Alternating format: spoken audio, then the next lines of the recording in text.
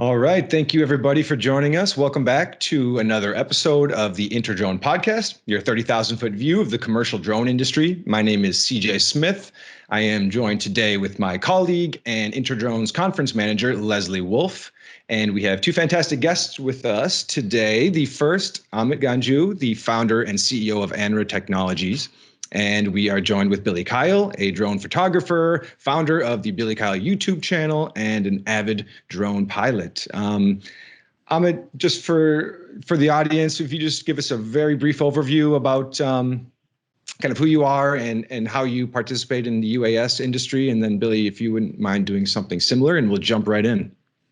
Thanks, CJ. It's good to be here with you guys and look forward to the conversation today. So in terms of my background is communication, aviation, and robotics. I used to work in the communication space, and I'm a private pilot as well. And then I used to work with DoD. I ran a company, sold it. Then I used to work for Department of Defense on drone and communications program.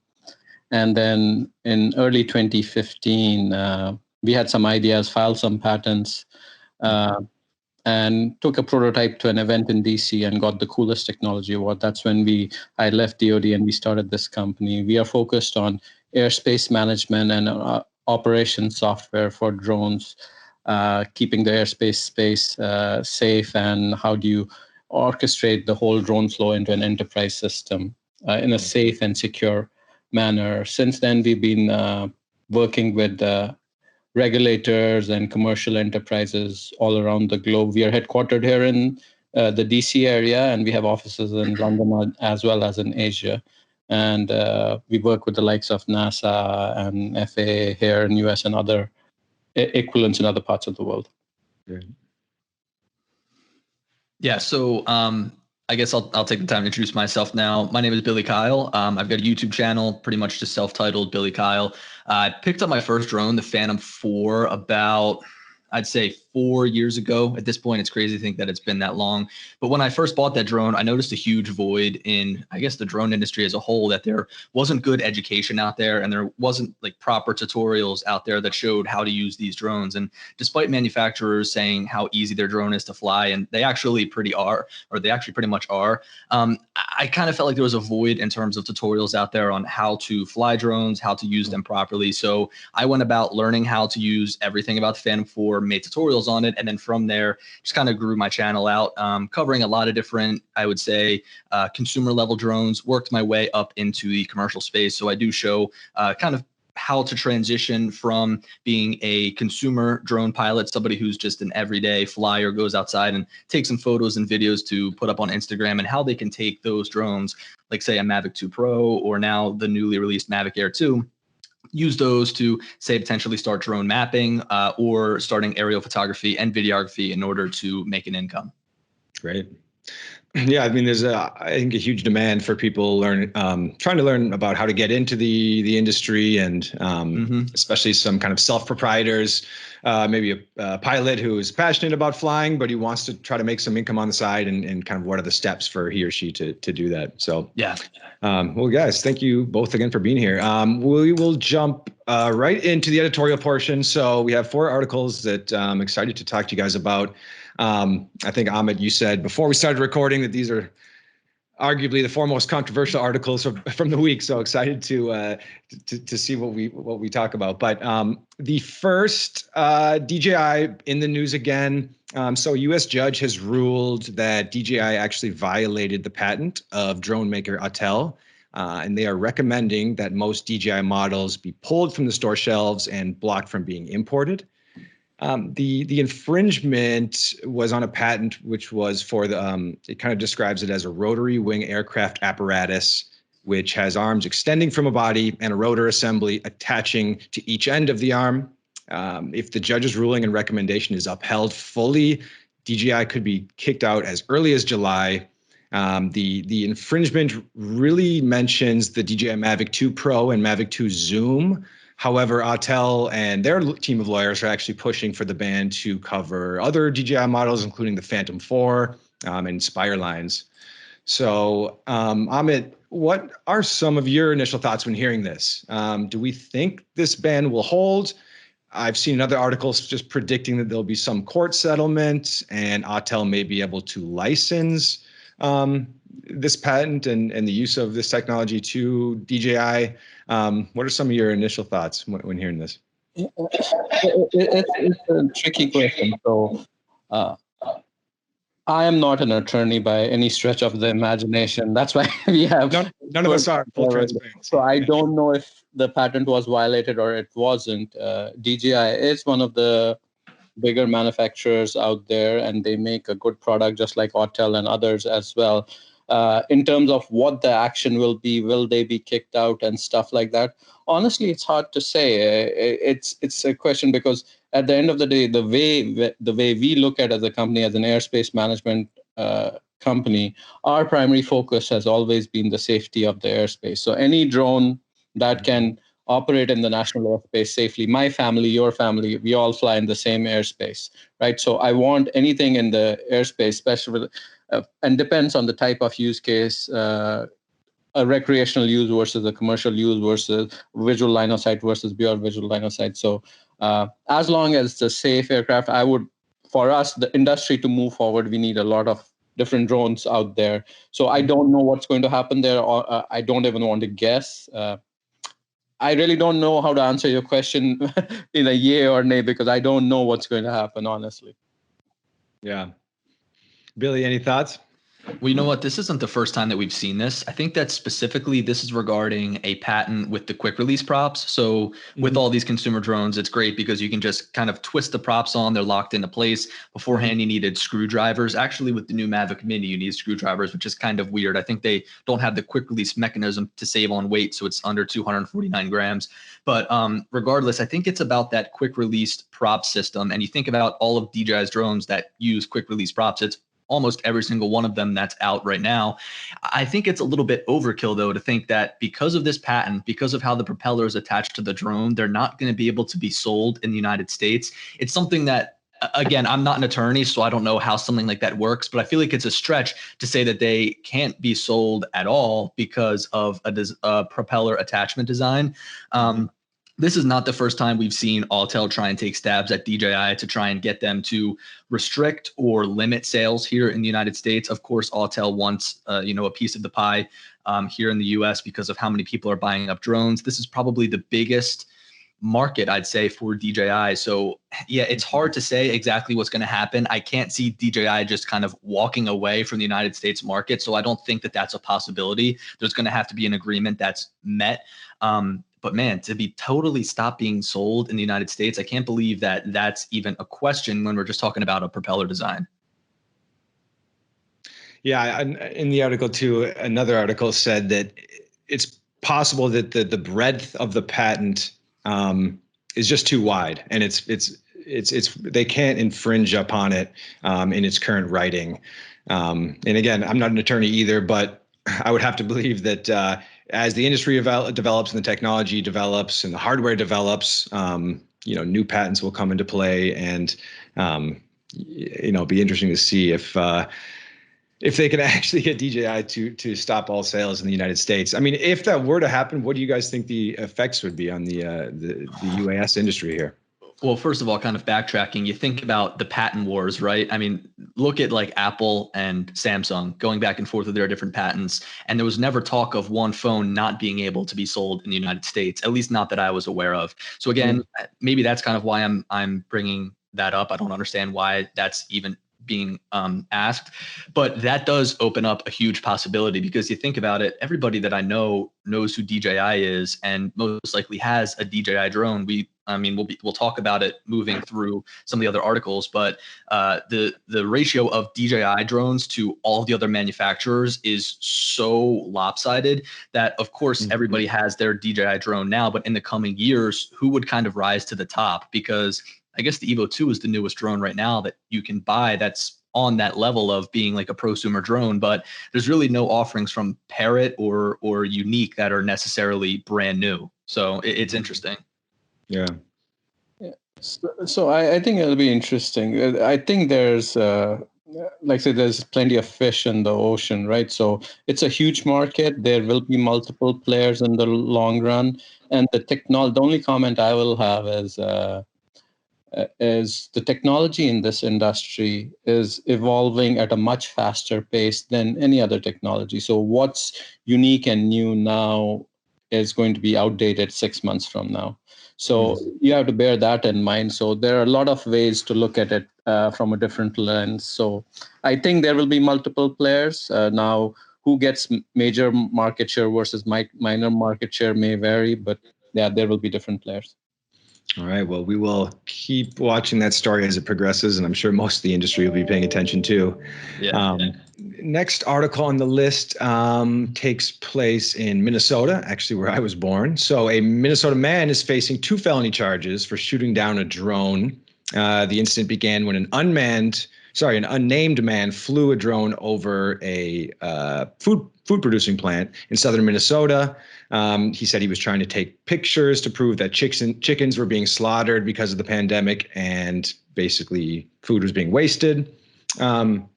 Currently, as the law is written, shooting down an unmanned aircraft comes with the same punishment as shooting down a manned aircraft. Billy, what are some of your thoughts when reading this? I know we talked a little bit before we started recording. You're in Philly, maybe issues with flying your drone in New Jersey. Privacy and protection for pilots.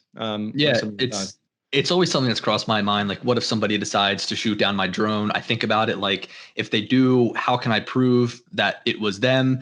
It's actually been a scenario that one of my colleagues has gone through shooting video for a farm. His drone was shot down just because on that same farm, there wasn't communication that one person, between the 2 individuals. So the other individual shot the drone down, and he didn't decide to press any charges, and everything was taken care of. But just like flying over in New Jersey, which is fairly rural, it is really interesting to think that some of these people who might be, I'd say maybe a little bit more defendant of their land, if you end up buzzing your drone overhead because you've got to get a shot of what you're trying to get, it's very interesting to think about whether or not they would think it's okay to shoot down a drone.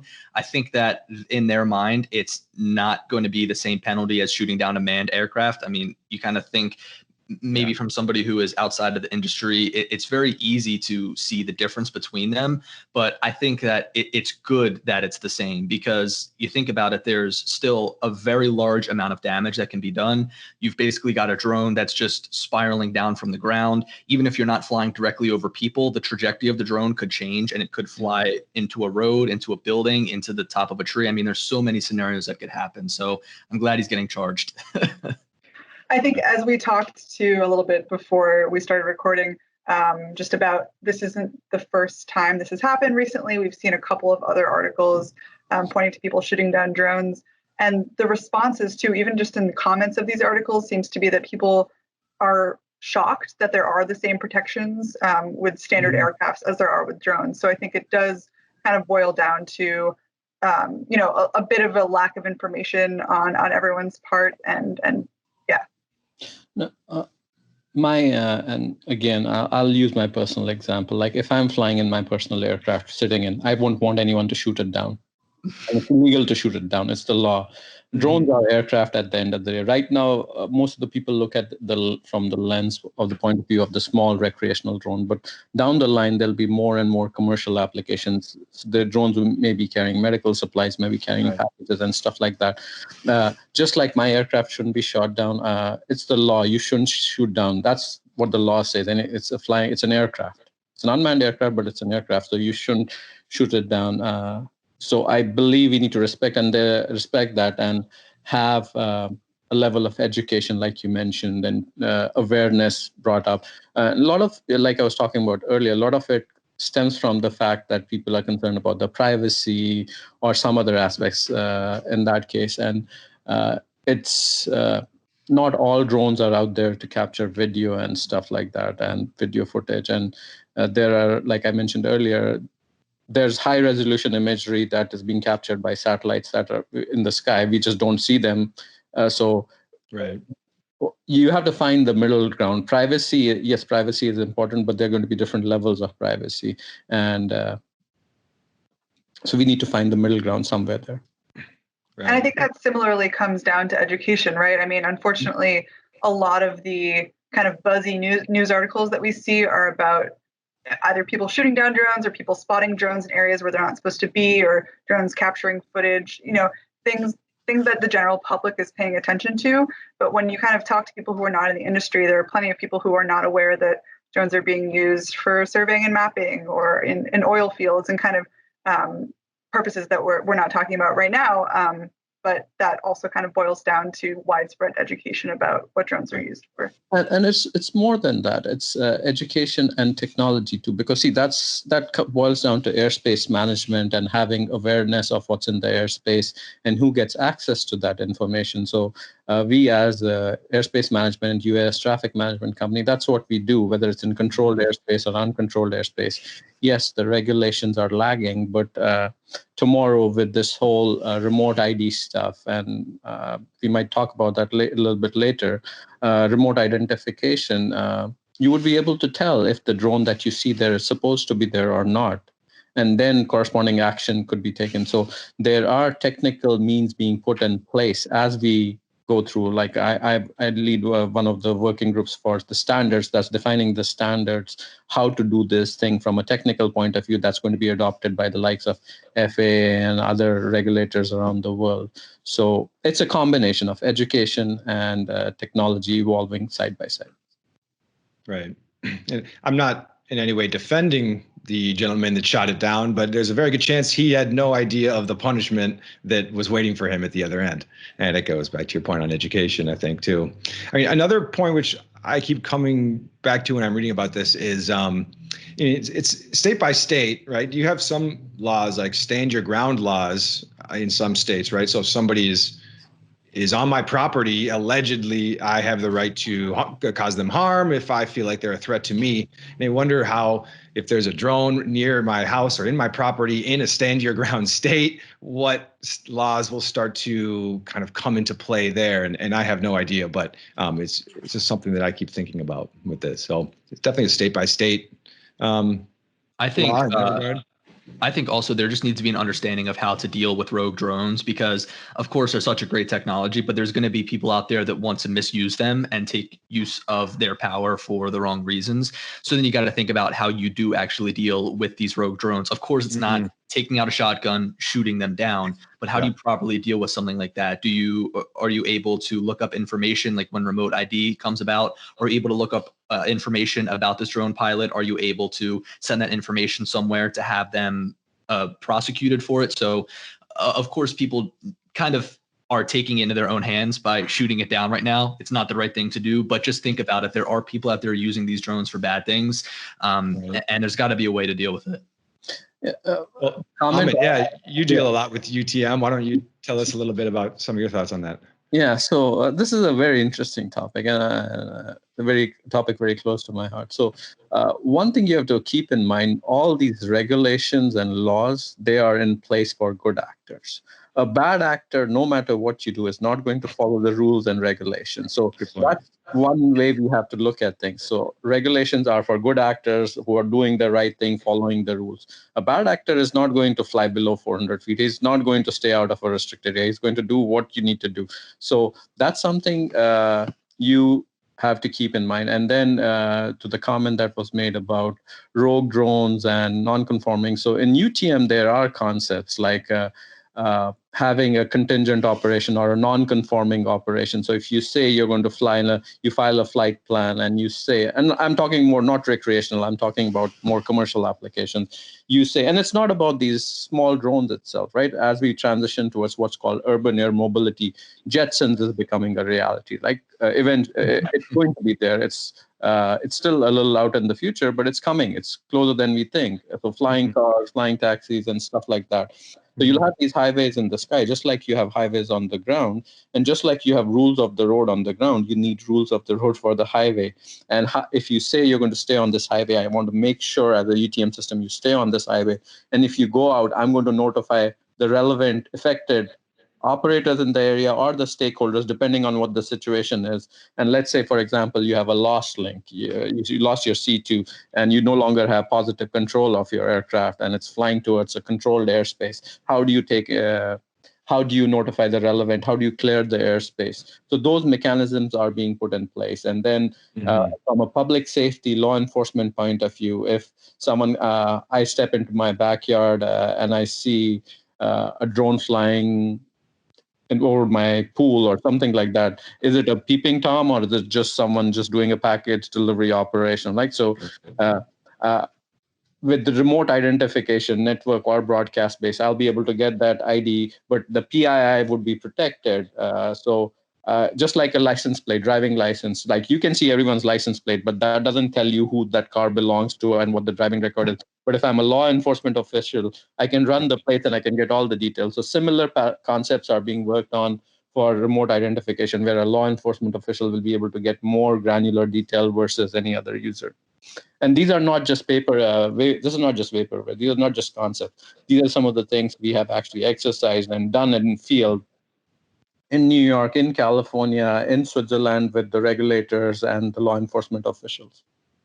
And I'm sure we'll get into that a little bit deeper when we get to the interview portion in a few minutes. We have our third article on the list. So this is talking about public safety drones in the United States. And this is from our friend Sally French over at the Drone Girl. She did some research, and there was a survey that was conducted to over 1,500 public safety agencies in the U.S., and it was found that 1% of them use U.S.-made drones. Is this a problem? I mean, I think it's a really interesting time to look at this. We're going through a pandemic right now. There's a global shortage, or at least there was a huge national shortage of PPE. We found out the importance of creating a lot of these materials at home on our soil, so we can kind of control the speed at which we create them. And if there are troubles with the supply chains, we can make them on our own soil. What are some of your guys' thoughts? Is this an issue that there are so few U.S. drones in the public safety sector? And especially even more so now, going through this pandemic, is there going to be some pressure to create more drones, notably ones used for public safety operations, make them at home on our soil? There is definite value in self-reliance, and I fully believe it's never going to be possible to be 100% self-reliant. That's how economies work, right? You depend globalization. That's global. But to the level that you need to have some level of domestic reliance as well. When it comes specifically to the drones, there are two key things, the way I look at it, my personal level: safety and security. If I'm putting a drone in the national airspace, can I ensure the safety and security of the national airspace? If I get those check marks, that's the drone I want there. Now, the other aspect, now from a commercial aspect, when people look at it, reliability and the cost, that comes into play as well. So right now, I think there are manufacturers that have majority of the market share globally, right? Not just in US.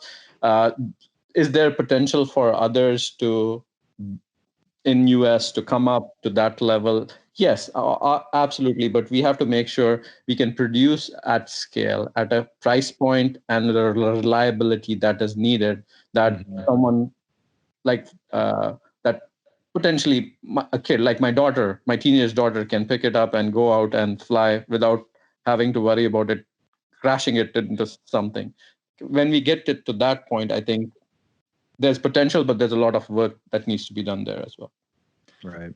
Yeah, I think building off of that point, sometimes it's a little bit problematic to take a look at the nationality of a product before you take a look at like the quality of the product. So of course, it's a shame that there's only 1% of drones that are made in the USA, but I think it's kind of the wrong way to look at it. I think that from those numbers, it's kind of a shame that there's not many drone manufacturers in the United States stepping up to make a quality product. But when it comes to saving lives, I think that you don't want to look at the nationality of the product you're buying, but instead you want to look at the quality of the product. So are you going to go with something that's inferior, that is made by your home country just because you want to try and, rep your nationality or rep where you're from?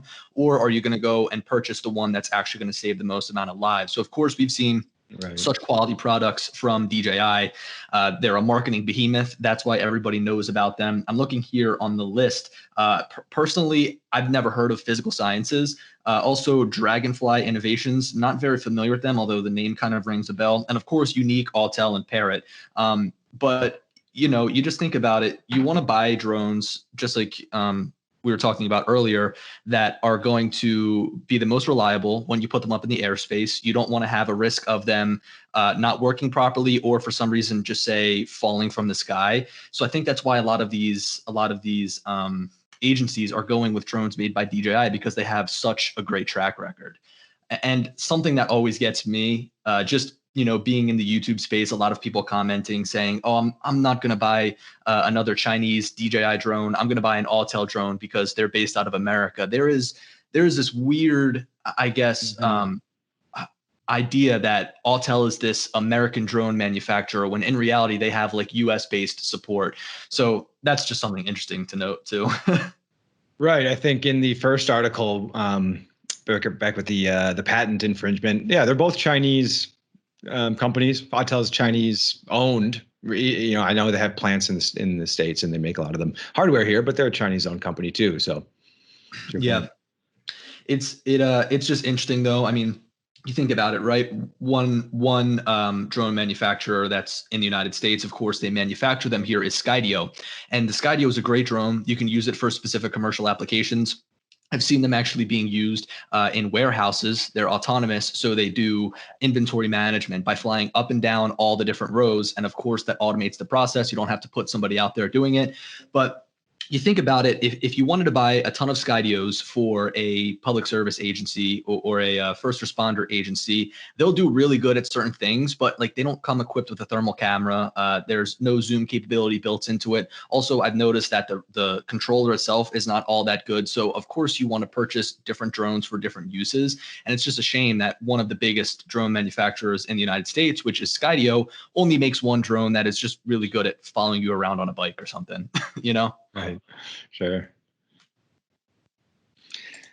Yeah, I think quality at the end of the day, like you said, especially in the public safety sense, is the ultimate decision maker. And it should obviously, I think there's a balance, and it's nice to have be self-reliant, like we spoke about. But I would agree. The quality of the product is the ultimate, should be the ultimate decision maker. So. Well, we are going to shift gears just a little bit. We are going to go into the interview portion. We are going to ask our friend Amit a few questions, and we will then wrap up. So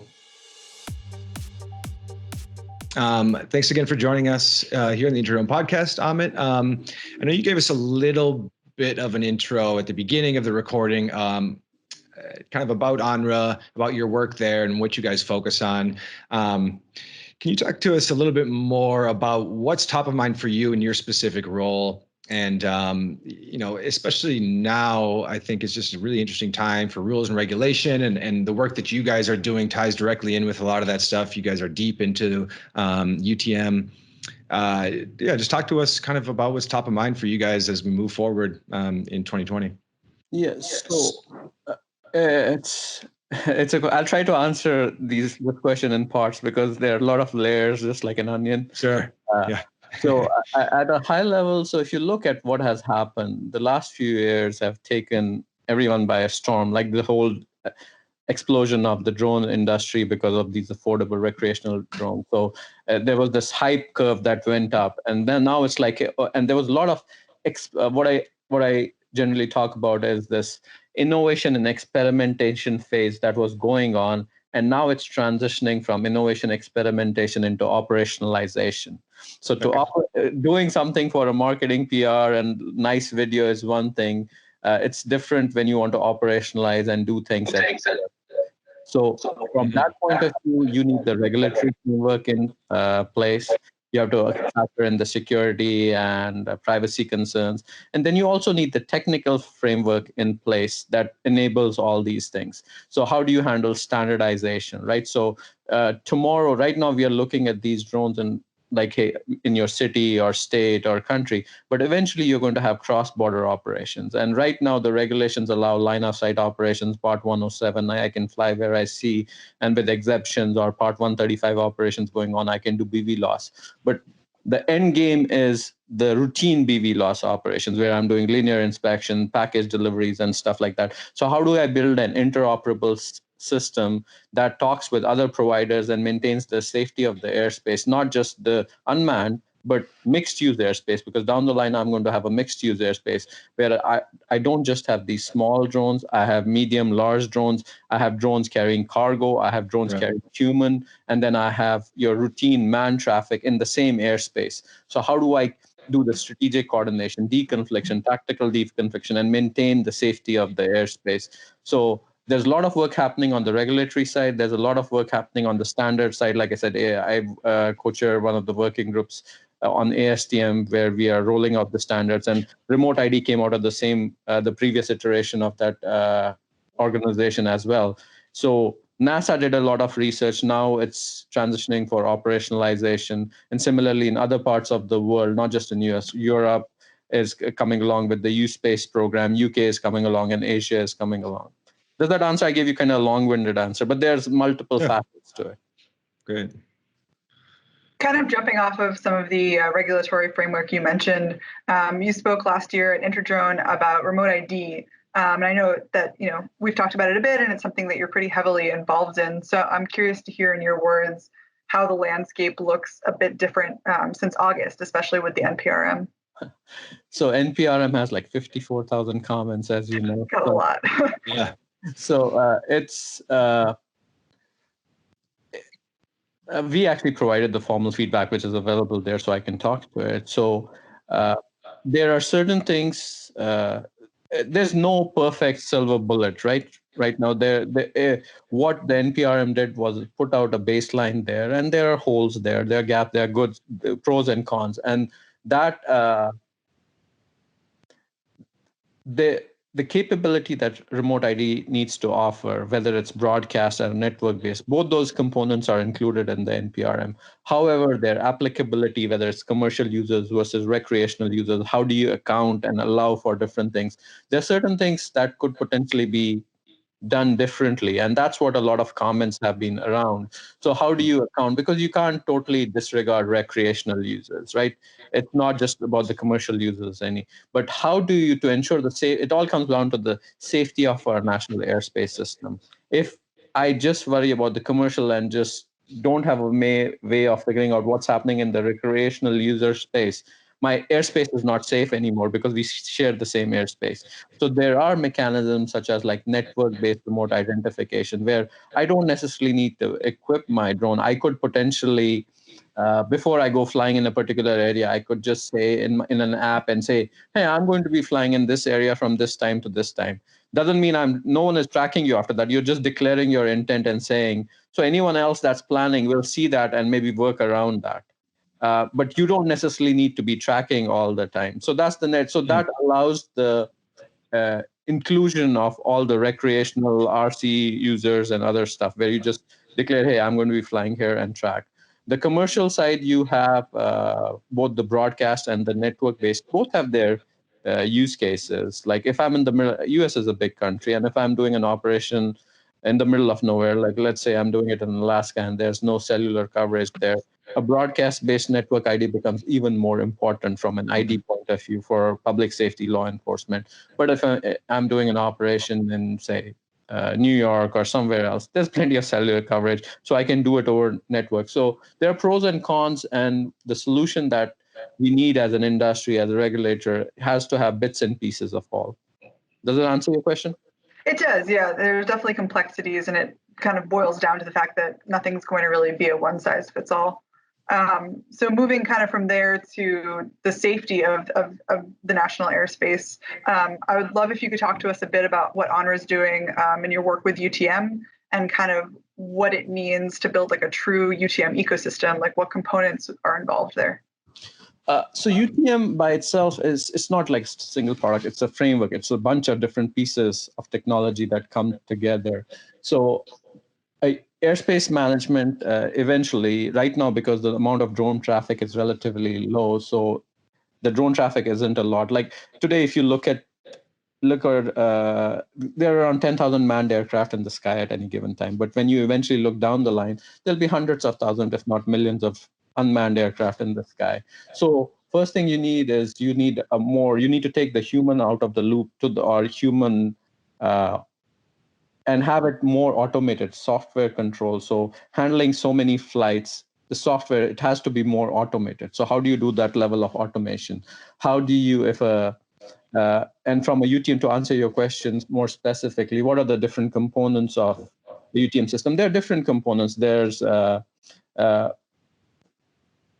strategic coordination, which is like, I am planning a flight and I'm going to be flying in this area. So if someone else is, so let's say you want to plan the flight in the same area. So how do we deconflict in 4 dimensions, space and time? So it's not just time. Like I can be flying in the same space, but maybe I'm separated by 2 minutes, right?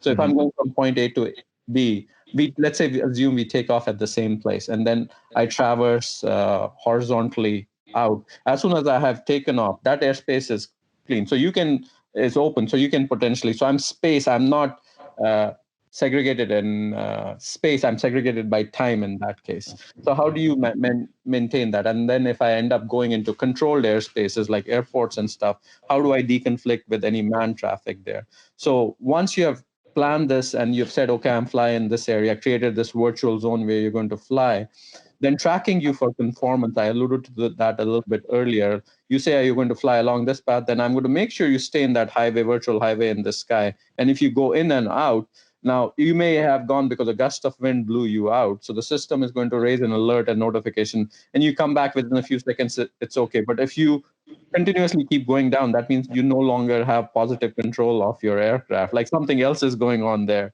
So I would notify everyone else who might be impacted. There may be other operations in that area. For example, if I'm doing a survey mapping mission and Amazon is doing a package delivery in the same area, and I lost control of my drone in this area, it might now go and cross paths and go into some other drone or some other airspace. So how do I know who to notify and how to notify that? So that conformance monitoring, then notification, and then taking mitigation actions.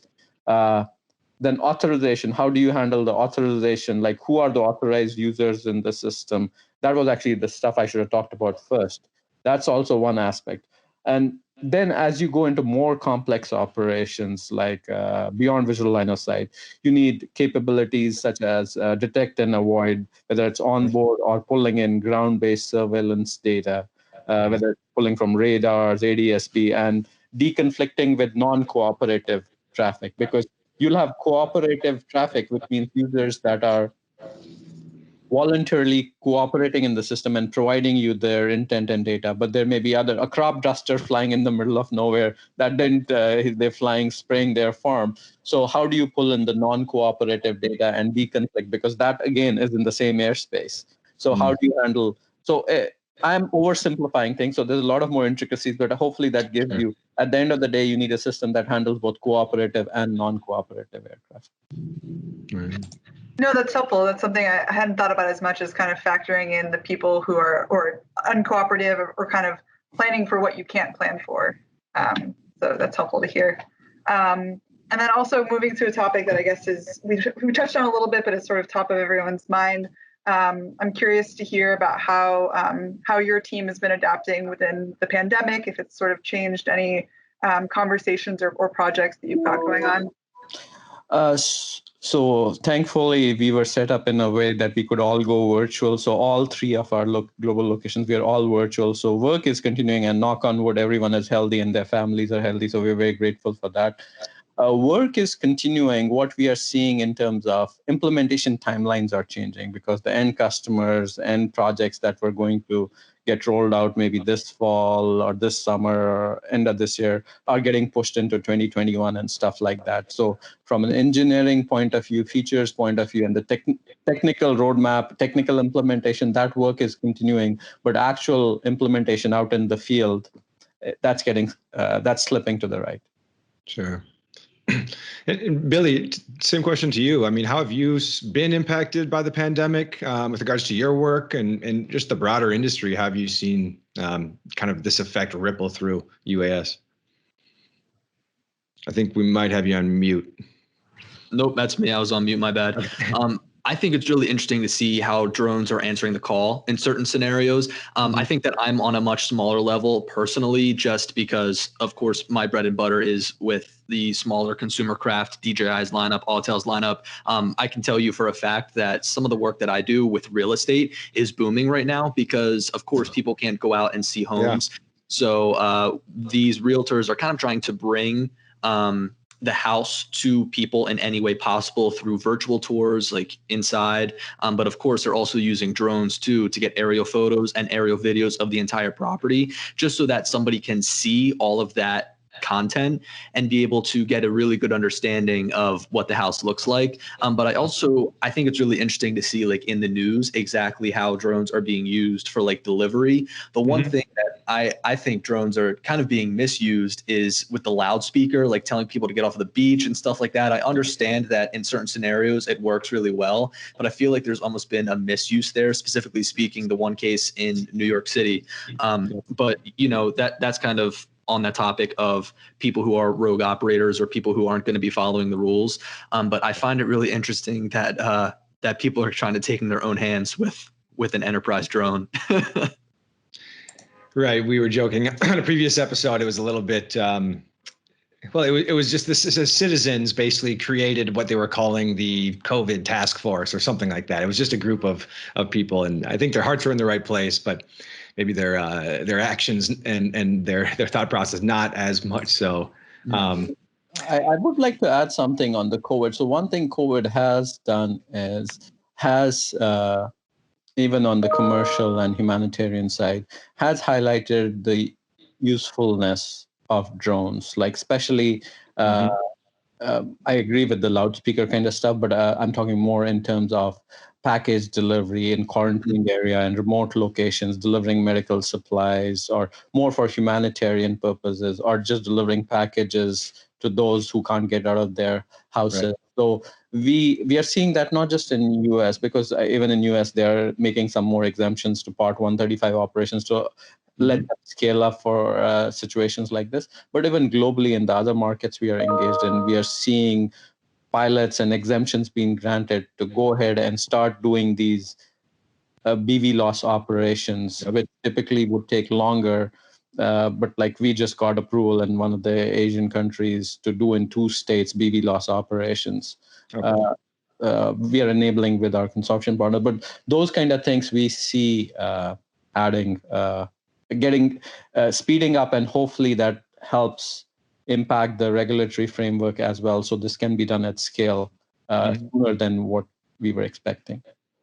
Yeah, we've spoken on pretty much exactly that on some previous episodes. It's a small silver lining to this large pandemic, but we are seeing the industry progress maybe a little bit quicker in some areas. We're seeing the FAA, like you said, with the BVLOS waiver.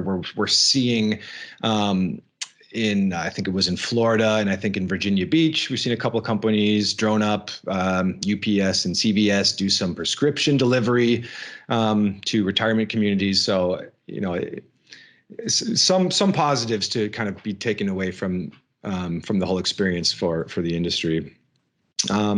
Question for both of you: what, if anything, is holding the industry back? I'll give you the standard answer I give. It's like it always happens. Technology outpaces regulation. Regulation. That is what it boils down to. Yeah. But again, there are good reasons. Aviation has a higher level of safety standard than anything else. If you look at the track record of our aviation, it's much better than road. You have a higher chance of dying in a road accident than you have in an aviation. So that level of safety, because when I'm flying in the air, it's not like I have an option to pull over to the side of the road if something goes wrong, right? So you need to have those higher standards. So hopefully the regulatory and with the certification, like type certification of aircraft for routine BVLOS operation, all those things help, and regulations can move in the right direction. Right. We lost you again, Billy. I keep putting my microphone on mute because the fans on my feedback. laptop are spinning up, so I don't want to disrupt anybody. But yeah, I think that it's from a regulation standpoint as well that's kind of holding things back. I think the technology is there. I'm continued to be impressed by the hardware that we get from these manufacturers, and I almost wonder if things would change if regulations were potentially changed also. Like maybe we see bigger, more powerful drones capable of doing beyond line of sight flying. I mean, of course, we've got Mavic Airs and Mavic 2s that can fly 10 kilometers, which is insane. But like the battery power just kind of doesn't make sense. Like you're going to drain your whole battery by the time you get out to that furthest range. Get back. Yeah.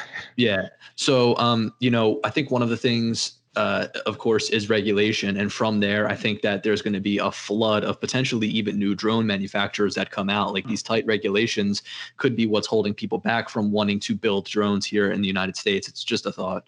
Right. Yeah. It's definitely a really exciting time for the industry. And, we're happy to be a part of it and happy to be joined by some constituents like yourselves. So I know we're coming up on an hour, guys. Any final thoughts? How can people get in touch with either of you to learn a little bit more about the work that you're doing and to follow up with any questions they may have? They can get in touch with me or anyone from our team. You can visit us at www.flyanra.com, and we'll be happy to touch base with anyone who wants to just chat drones or has any questions we can answer. Great. Yeah, same thing. If you've got any questions or you just want to talk about drones, my handle on like all social platforms is just Billy Kyle. You look it up and be able to get in touch with me. Great. We will put those links in the description below. This podcast will be on the InterDrone website. It will be on YouTube, SoundCloud, Spotify, wherever pods are casted. So thank you guys again for tuning in, and we will see everybody next week. Yeah. Hey, thank you guys again for having me. Thank you. Thank you, guys.